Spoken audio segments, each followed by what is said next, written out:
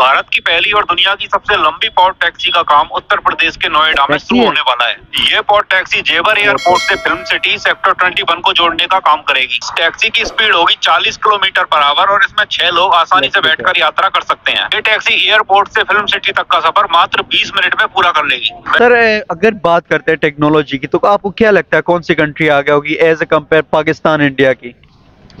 अगर तो इसमें तो कंपेयर करना बनता ही नहीं है। हम किस हवाले से कंपेयर करें? इंडिया तो बहुत आगे है टेक्नोलॉजी में। हम लोग तो खैर उसकी वो जीरो के पास भी नहीं है। हमारी टेक्नोलॉजी किधर नजर आ रही है? सर, जो बात की जाए ना इंडिया की, इंडिया इस टाइम बहुत ऊपर जा चुका है। मतलब तकरीबन टेक्नोलॉजी के लिहाज से हर चीज़ के लिहाज से इंडिया नंबर 1 पे है इस टाइम।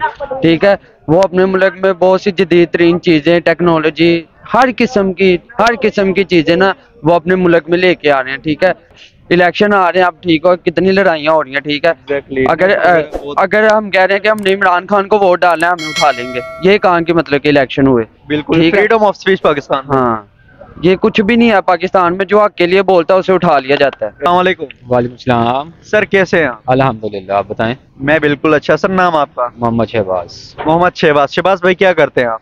मैं प्राइवेट जॉब करता हूँ। प्राइवेट जॉब करते हैं, दैट्स ग्रेट।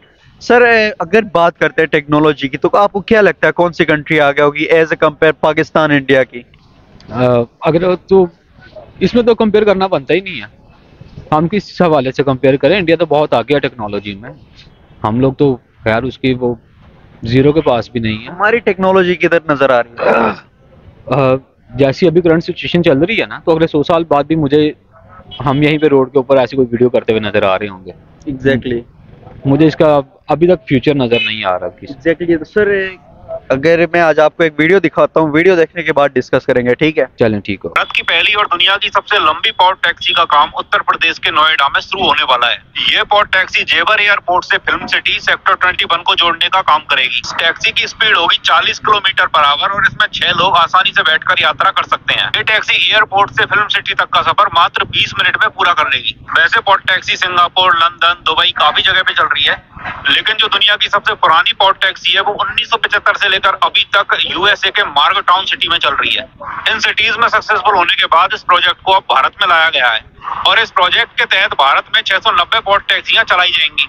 उनमें से 101 पॉड टैक्सियां प्रोजेक्ट के फर्स्ट फेज में शुरू होंगी। इससे पब्लिक ट्रांसपोर्ट भी आसान हो जाएगा और समय की भी काफी बचत होगी। सर, क्या कहना चाहेंगे? देखिए, इंडिया बड़ी बड़ी कंट्रीज के साथ मुकाबला करने जा रहा है।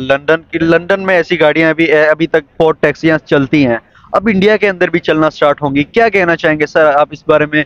हमारे पाकिस्तान में एक ही ऑरेंज लाइन मेट्रो दी गई है, उसके बाद अगर हम बात करें वो भी आई थिंक खसारे में चल रही है। अगर हम बात करें, क्योंकि हमने कर्जे में ली हुई है, तो खसारे में ही चलनी। क्या कहना चाहेंगे आप इस बारे में? इससे तो आपका तो पहला सवाल जो था वो वहीं पे ख़त्म हो जाता है कि पाकिस्तान और इंडिया का कंपेयर करना। अब आप खुद कह रहे हैं कि इंडिया दूसरे कंट्रीज के साथ खुद को वो कंपेयर कर रहा है, तो इसमें तो पाकिस्तान का कंपेयर करना बनता नहीं है। और दूसरा ये चीज़, वो जो चीज़ें वो लेके आ रहे हैं ना अपने कंट्रीज़ के अंदर, इसके अंदर ना अब 3 से 4 उनको बहुत बड़े बेनिफिट हैं। एक, उनका एम्प्लॉयमेंट बढ़ेगी।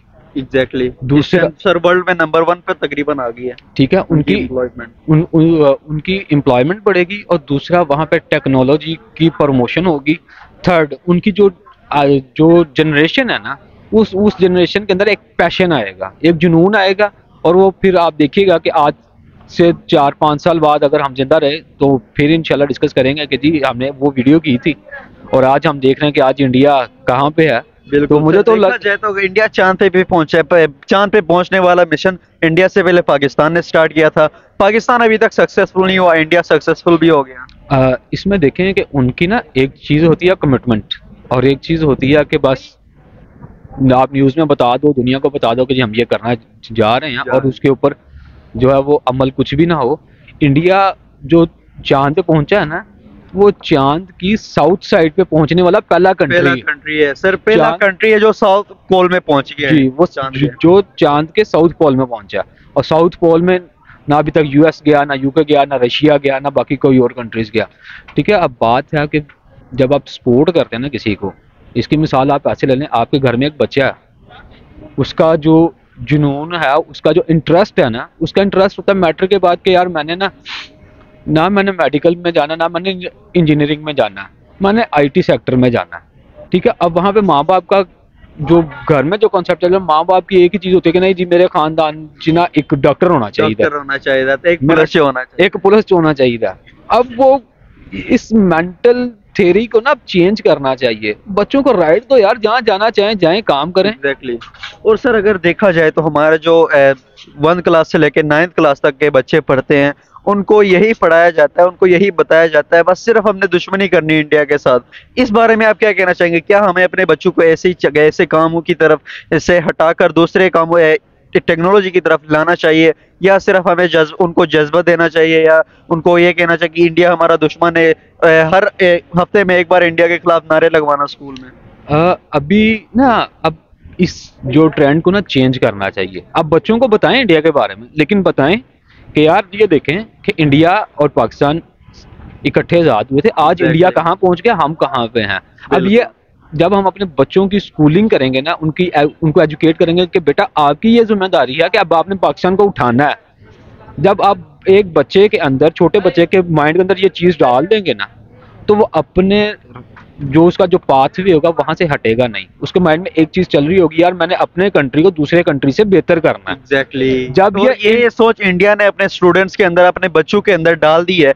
कुछ टाइम पहले मैं यूट्यूब पर एक वीडियो देख रहा था, इंडिया के एक एंकर है जो कि पूछ रहे हैं उधर के स्कूल के स्टूडेंट से, पाकिस्तान आपको क्या क्या लगता है पाकिस्तान कहाँ है? वो बच्चे इतने अच्छे तरीके से जवाब देते हैं कि पाकिस्तान हमारा पड़ोसी मुल्क है और हम एक दूसरे पाकिस्तान इंडिया से ही आज़ाद होके अलग होके दूसरा कंट्री बन गया। अब देखें ना, उन्होंने अपना ट्रेंड चेंज किया। पहले इंडिया में भी ये ट्रेंड था और ये बहुत ज्यादा था, बहुत ज्यादा, ठीक है। इंडिया ने इसको खत्म किया। उनको नजर आ रहा था कि उनके सामने एक बहुत बड़ा जो है ना वो एक वो उन्हें क़यामत नजर आ रही थी, आबादी की। तो उन्होंने कहा कि क्यों ना अब हम अगर इसी तरह ये लड़ाई झगड़े में चलते रहेंगे ना, तो हम लोग अपने लोगों को सर्व नहीं कर पाएंगे। उन्होंने इस ट्रेंड को चेंज किया, वो आईटीज में गए, ठीक है। जब वो आईटीज में गए, उन्होंने ये ट्रेंड चेंज किया अपने स्कूल्स के अंदर, अपने एजुकेशनल इंस्टीट्यूशंस के अंदर। तो आप देखें कि वो एप्पल को भी लीड कर रहे हैं, वो माइक्रोसॉफ्ट को भी लीड कर रहे हैं, टेस्ला को भी लीड कर रहे हैं, और आई थिंक अमेजोन को भी कर रहे हैं, पेपॉल भी है, ठीक है। वो फिर ऐसी चीजें लेके आते हैं। बिल्कुल सर, अगर देखा जाए तो नरेंद्र मोदी की एक स्टेटमेंट थी काफी कुछ साल पहले की। उन्होंने कहा था कि अगर हमारा मुकाबला पाकिस्तान के साथ नहीं है, सुपर पावर्स के साथ है, पाकिस्तान तो अपनी मौत खुद मर रहा है। इस पर आप क्या कहना चाहेंगे? क्या पाकिस्तान के इन सियासतदानों की वजह से जो अपने अना के लिए वो एक दूसरे के खिलाफ हो रहे हैं, एक दूसरे के अपने फायदे के लिए काम कर रहे हैं, सिर्फ मुल्क का सोच ही नहीं रहेगा? उनका जो है ना सिर्फ एक ही चीज होती है, खाओ पियो और बाहर जाओ। क्योंकि इलेक्शन लड़ने पाकिस्तान आओ, जीत गए तो ठीक है, नहीं जीत गए तो वापस बाहर चले जाओ। क्योंकि ना उनकी औलादें यहाँ पे हैं, ना उनकी बिजनेसेस हैं यहाँ पे, ना उनकी लैंड्स यहाँ पे हैं। उनकी सारी इन्वेस्टमेंट बढ़िया बाहर, ठीक है। अब जिस बंदे की सारी इन्वेस्टमेंट बाहर होगी ना, तो उसको नहीं पता होगा कि यार मैंने क्या करना। और जिस बंदे ने, मैंने या आपने यहाँ पे रहना ना, तो मुझे और आपको पता है कि यार बरकत मार्केट के अंदर जो है सफाई की क्या सूरत हाल है, वहाँ पे पानी की क्या सूरत हाल है, मेरे हमसाये की क्या सूरत हाल है। और देखने वाले भी समझ रहे हैं कि ये कि कौन सा ऐसा बंदा है जो सिर्फ मुल्क के लिए सोच रहा है और अपनी आवाम के लिए सोच रहा है। जी, डेफिनेटली इस बात अब ये लोगों को समझ आ चुकी है और ये ट्रेंड इंशाल्लाह चेंज होता हुआ नजर आएगा। मेरी ख्वाहिश है, मेरी ख्वाहिश भी है और मेरी आदत भी है कि मैं जो है मायूस नहीं होता हूँ, लेकिन दुख होता है कि यार हम कहाँ थे और हम कहाँ चले गए, हमें कहाँ जाना चाहिए था, हमें कहाँ जाना चाहिए था। तो इंशाल्लाह आने वाला दौर पाकिस्तान का है और इंशाल्लाह सर हमारी यही दुआ है कि पाकिस्तान बहुत ज्यादा ऊपर जाए, हम भी अपने मुल्क का नाम हर जगह में फख्र से ले सके। तो लास्ट पे क्या मैसेज देना चाहेंगे आप? मेरी बल्कि अभी तमाम जितने भी हमारे जो ओहदेदारान हैं, जो ताकतवर लोग हैं, जो हमारे डिसीजंस करते हैं, मेरी इनसे रिक्वेस्ट है कि प्लीज़ आप लोग जो हैं, आपकी अपनी ज़ाती लड़ाइयाँ एक तरफ, ये कौम का मुस्तकबिल की बात है। आने वाले दौर के अंदर जो है वो आपने एटम बॉम्ब से जंग नहीं लड़नी, एग्जैक्टली कलम से जंग, कलाशनकोव से जंग नहीं लड़नी, आपने आईटी सेक्टर में बैठ कर जंग लड़नी है। आपकी जो जंग है वो आईटी में होगी और इकोनॉमिक पे होगी। तो आप काइंडली जो है वो इकोनॉमी को प्रमोट करें और आईटी सेक्टर को प्रमोट करें, ताकि आने वाला जो फ्यूचर है वो कम से कम, हमारी जो आने वाली जनरेशन है वो हमें कम से कम जो है वो अच्छे अल्फाज में आगे कि हमारे बड़ों ने कुछ मेहनत भी की और कुछ कोशिश भी की, ताकि हम लोग जो है इसको बड़े अच्छे तरीके के साथ हम इसको एंडिंग लेवल पर लेके जाएं। चलें सर, बहुत अच्छा लगा आपसे बात करके, थैंक यू सो मच। अस्सलाम वालेकुम वालेकुम अस्सलाम। भाई, कैसे हैं आप? अल्हम्दुलिल्लाह, आप बताओ। दैट्स ग्रेट, मैं बिल्कुल अच्छा हूँ। सर, क्या लगता है आपको टेक्नोलॉजी वाइज अगर हम देखते हैं तो कौन सी कंट्री आपको लगती है कि कौन सी कंट्री का नाम आता है सबसे पहले? जापान। जापान? जी। जापान के बाद चाइना। जापान और चाइना को साइड पे रखे तो नेक्स्ट कौन होगी? नेक्स्ट होगी यूके। यूके? जी। एशियन कंट्रीज की अगर हम बात करते हैं, एशियन एशियन एशियन केरी केरी। सर अगर इंडिया और पाकिस्तान की बात करते हैं तो कौन सी कंट्री लग रही है? इंडिया। इंडिया?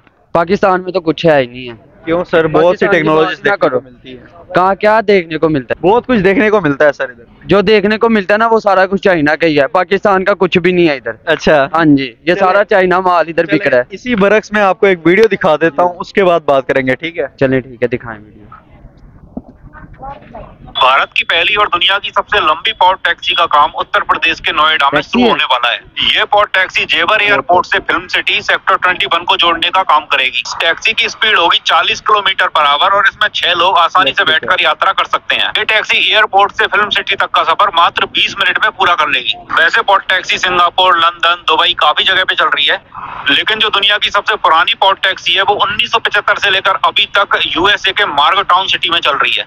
इन सिटीज में सक्सेसफुल होने के बाद इस प्रोजेक्ट को अब भारत में लाया गया है और इस प्रोजेक्ट के तहत भारत में 690 पॉड टैक्सियां चलाई जाएंगी। उनमें से 101 पॉड टैक्सियां प्रोजेक्ट के फर्स्ट फेज में शुरू होंगी।